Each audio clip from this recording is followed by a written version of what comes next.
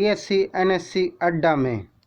आज इस वीडियो में हम उन बातों को जानेंगे जिससे कि आपको शेयर बाज़ार में ट्रेडिंग करने में मदद मिलेगी, या फिर आप भारतीय शेयर बाज़ार में ट्रेड करना चाहते हैं तो आप इस वीडियो को देखने के बाद समझ जाएंगे कि आपको शुरुआत कहां से करनी है और कैसे करनी है। तो चलिए शुरू करते हैं इस वीडियो को। दोस्तों, यूं तो भारतीय शेयर बाज़ार की शुरुआत 1857 से पहले ही हो गई थी, पर बॉम्बे स्टॉक एक्सचेंज की स्थापना 1875 में हुई और भारत के स्टॉक एक्सचेंज की शुरुआत ईस्ट इंडिया कंपनी के आने के साथ ही शुरू हो गई थी। पहला stock exchange New York stock exchange को माना जाता है, जो 1792 में खुला था। और चलिए अब हम जानते हैं कि स्टॉक मार्केट क्या है, और फिर उसके बाद जानेंगे बीएससी क्या है, एनएससी क्या है, डीमैट अकाउंट कहाँ पे खुलवाते हैं, कहाँ पर डीमैट अकाउंट ओपन करवाना चाहिए, डीमैट अकाउंट कैसे ओपन करते हैं, और उसके बाद उस डीमैट अकाउंट में पैसे कैसे ऐड करते हैं, और उसके बाद सीखेंगे कि ट्रेडिंग कैसे करते हैं डीमैट अकाउंट से। तो स्टेप बाय स्टेप इन सभी पॉइंट्स को हम आगे वीडियो में देखेंगे। अंत तक हमारे साथ बने रहिए। शेयर बाज़ार एक ऐसा बाज़ार है जहां कंपनियों के शेयर खरीदे बेचे जा सकते हैं। किसी भी दूसरे बाज़ार की तरह शेयर बाज़ार में भी खरीदने और बेचने वाले एक दूसरे से मिलते हैं और मोल भाव करके सौदा पक्का करते हैं। पहले शेयरों की खरीद बिक्री मौखिक बोलियों से होती थी और खरीदने बेचने वाले मुँह जुबानी ही सौदा किया करते थे, लेकिन अब यह सारा लेन देन स्टॉक एक्सचेंज के नेटवर्क से जुड़े कंप्यूटरों के जरिए होता है। इंटरनेट पर भी यह सुविधा मिलती है। आज स्थिति यह है कि खरीदने और बेचने वाले एक दूसरे को जान भी नहीं पाते। तो आइए अब हम जानते हैं बीएससी के बारे में। दोस्तों, बॉम्बे स्टॉक एक्सचेंज भारत और एशिया का सबसे पुराना स्टॉक एक्सचेंज है। इसकी स्थापना 1875 में हुई थी। इस एक्सचेंज की पहुंच 417 शहरों तक है। मुंबई स्टॉक एक्सचेंज भारतीय शेयर बाजार के दो प्रमुख स्टॉक एक्सचेंज में से एक है। दूसरा एक्सचेंज नेशनल स्टॉक एक्सचेंज है। भारत को अंतर्राष्ट्रीय वित्तीय बाजार में अपना श्रेष्ठ स्थान दिलाने में बीएससी की अहम भूमिका रही है। दोस्तों, चलिए अब जानते हैं एनएससी के बारे में, यानी national stock exchange.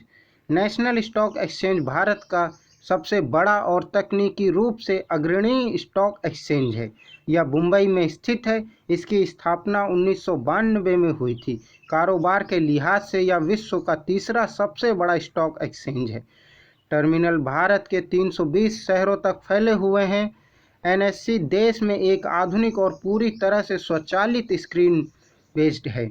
Electronic trading system प्रदान करने वाला भारत का पहला एक्सचेंज था।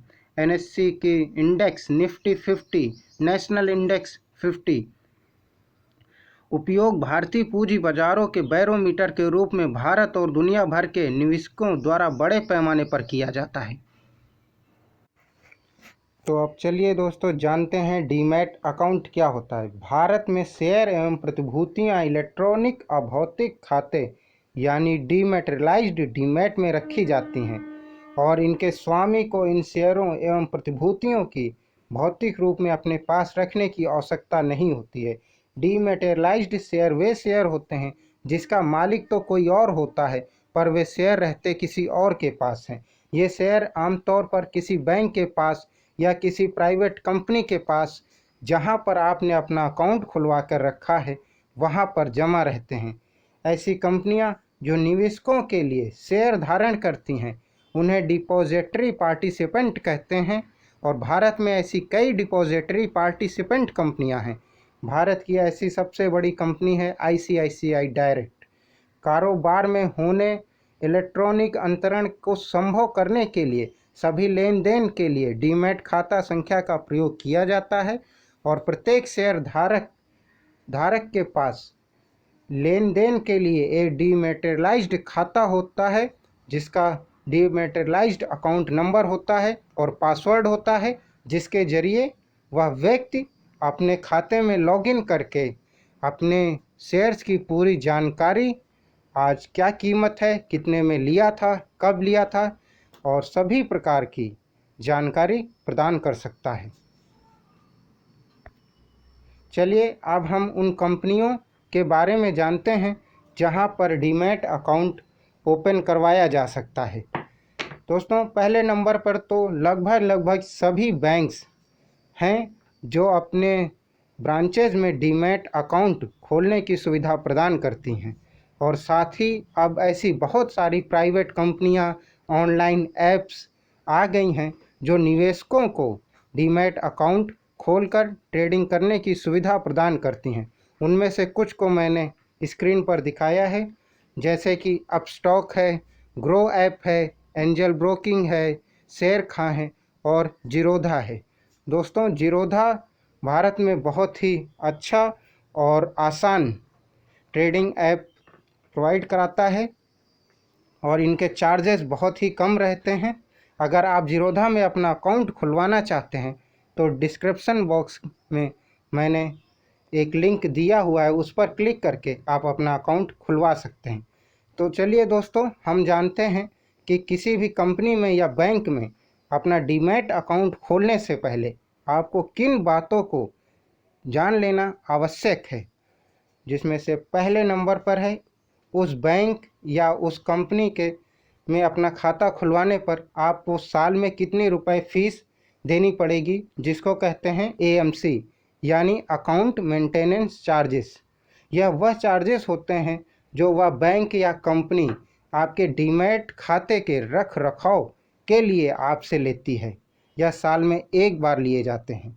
दूसरे नंबर पर आते हैं अकाउंट ओपनिंग चार्जेस। दोस्तों, जैसा कि इसके नाम से ही जाहिर हो रहा है कि खाता खुलवाते समय जो पैसा कंपनी या बैंक वाले आपसे चार्ज करेंगे उसको अकाउंट ओपनिंग चार्जेस कहेंगे। और तीसरे नंबर पे होगा होल्डिंग चार्जेस। दोस्तों, आजकल लोग इस बात का ध्यान नहीं देते हैं कि जहां पर वो अपना खाता खुलवा रहे हैं, जिस बैंक में या जिस कंपनी में, जिस ऐप में, वह कंपनी, बैंक या ऐप उनसे होल्डिंग चार्जेस चार्ज कर रही है या नहीं कर रही है। लोगों को काफ़ी दिनों बाद इस बात का पता चलता है और तब वह पछताते हैं। तो होल्डिंग चार्जेस वह चार्जेस होते हैं कि जब आप किसी स्टॉक को शेयर बाजार से खरीद कर अपने खाते में रखते हैं तो इस बात का जो पैसा बैंक या कंपनी या ऐप आपसे चार्ज करती है, तो इस चार्जेस को कहते हैं होल्डिंग चार्जेस। यानी उस शेयर को आपने बेचा नहीं, सिर्फ और सिर्फ उस शेयर को आपने खरीद कर अपने अकाउंट में जमा किया है। इस बात का जो आप पैसा देते हैं या जो चार्जेस देते हैं उसको होल्डिंग चार्जेस कहते हैं। और चौथे नंबर पर आता है ब्रोकरेज। दोस्तों, ब्रोकरेज बहुत सी प्रकार की होती हैं, जिनमें से कुछ को मैं बताता हूं। जैसे आपकी इंट्राडे ब्रोकरेज हो गई। तो कुछ कंपनियां हैं, कुछ बैंक्स हैं जो पर डे की ब्रोकरेज फिक्स कर देती हैं, जैसे 20 रुपये, 25 रुपये, मैक्सिमम 20 रुपये या फिर मिनिमम 0.01% टोटल ट्रेडिंग अमाउंट का। और दूसरे नंबर पे ब्रोकरेज उसे भी कहते हैं जिस शेयर को आपने खरीद कर अपने अकाउंट में जमा किया हुआ था। होल्डिंग जो थी आपकी, जो होल्ड किए हुए थे जिस शेयर्स को आप, उसे आप जब बेचेंगे तो आपको जो चार्जेस देना पड़ेगा अपने डीमैट अकाउंट जहाँ पे खुलवाया है उसको, या बैंक को या ऐप को, तो उसे ब्रोकरेज कहते हैं। दोस्तों, ये ब्रोकरेज वो ब्रोकरेज नहीं है जो सेबी काटता है या जो टैक्स कटता है या जो GST कटती है। ये ब्रोकरेज उस ब्रोकरेज से अलग है। यह वह ब्रोकरेज है जो आप अपने उस कंपनी को देते हैं या उस बैंक को देते हैं जहां पर आपका खाता है। आई होप आपको समझ में आ गया होगा। तो दोस्तों, चलिए आगे चलते हैं और देखते हैं कि हम लोग डीमैट अकाउंट कैसे खुलवा सकते हैं। डीमैट अकाउंट खुलवाने से पहले आपको इन डॉक्यूमेंट्स के बारे में देख लेना चाहिए कि आपके पास ये सभी डॉक्यूमेंट हैं या नहीं हैं, क्योंकि अगर आपने नहीं ध्यान दिया तो आपका खाता अधूरा रह जाएगा या KYC नहीं हो पाएगी, आप उसमें ट्रेड नहीं कर पाएंगे। तो पहले ध्यान दे दें कि आपके पास ये सभी डॉक्यूमेंट हैं, उसके बाद अपना अकाउंट ओपन करने का प्रोसेस शुरू करें। नंबर 1 देख लीजिए, पैन कार्ड, आधार कार्ड, कैंसिल चेक, फोटोग्राफ और सिग्नेचर। दोस्तों, आजकल सभी चीज़ें ऑनलाइन होने लगी हैं, तो अब कंपनियां या फिर बैंक क्या करते हैं कि आपसे वीडियो केवाईसी करवाते हैं। वीडियो केवाईसी में आपको कैमरे के सामने कुछ कोड जो वो कंपनी मैसेज करती है या जो ऑनलाइन केवाईसी के समय कोड आता है, उसको एक पेपर पर लिखकर उसकी फ़ोटो या उसका वीडियो लोड करना रहता है और ऑनलाइन ही साइन आपको एक पेपर पे साइन करके अपलोड करना पड़ता है। और दोस्तों, इस बात का भी ध्यान रखें कि आपका पैन कार्ड जो है वो आपके नंबर से लिंक्ड है या नहीं है, और दूसरा कि आपका आधार कार्ड भी आपके मोबाइल नंबर से लिंक्ड होना चाहिए, क्योंकि इनको वेरीफाई करने के लिए आपके पास एक OTP आएगा। तो आपका अकाउंट ओपन हो जाने के बाद आपको यूज़र ID पासवर्ड 24 घंटे के अंदर मिल जाएगी, और उस 24 घंटे के बाद आप उसकी ऑनलाइन वेबसाइट पर जाके या फिर ऐप पर जाके अपने अकाउंट को ओपन करेंगे। और जैसा कि मैं आपको बताना चाहूँगा कि जीरोधा का एग्ज़ाम्पल लेकर, कि अगर आपने जीरोधा में अकाउंट खुलवाया है तो फिर आपको 24 घंटे के अंदर आपको एक मेल आएगा आपकी ईमेल ID पर, और उसमें आपका यूज़र ID और पासवर्ड जनरेट करने का लिंक होगा। तो आप जब अपना पासवर्ड जनरेट कर लेंगे, यूज़र ID डालकर लॉगिन कर लेंगे इनकी ऐप में, तो फिर उसके बाद आप ट्रेडिंग कैसे करेंगे इसके बारे में हम आगे वीडियो बनाएंगे और डालेंगे, आप उसे अवश्य देखिएगा। तो बट अगर आपका अकाउंट खुल गया है तो उसके बाद आपको उसमें पैसा डालने का प्रोसेस ये होगा कि आप उसमें दो ही तरीके से पैसा डाल सकते हैं, एक UPI ID के थ्रू, और दूसरा आप उसमें पैसा डाल सकते हैं इंटरनेट बैंकिंग के थ्रू। तो ये बात सुनिश्चित कर लें कि आपके पास इंटरनेट बैंकिंग होनी चाहिए या आप किसी ऑनलाइन ऐप का इस्तेमाल कर रहे हों जिसमें UPI ID चल रही हो। अगर ये नहीं है तो आपको थोड़ी सी दिक्कत हो सकती है उस अकाउंट। और दोस्तों, एक बात का ध्यान अवश्य ही रखें, कैंसिल चेक वही लगाएं, उसी अकाउंट की कैंसिल चेक लगाएं जिस अकाउंट में आप UPI ID या इंटरनेट बैंकिंग यूज़ कर रहे हों। कहीं ऐसी चेक मत लगा दीजिएगा कि जिसमें आप UPI ID और इंटरनेट बैंकिंग ना यूज़ कर रहे हों। अगर आपने ऐसा किया तो फिर डीमैट खाते में, वॉलेट में पैसा नहीं लोड कर पाएंगे और आपकी ट्रेडिंग करने में असुविधा होगी। तो इस वीडियो में बस इतना ही, मिलेंगे फिर आगे। धन्यवाद।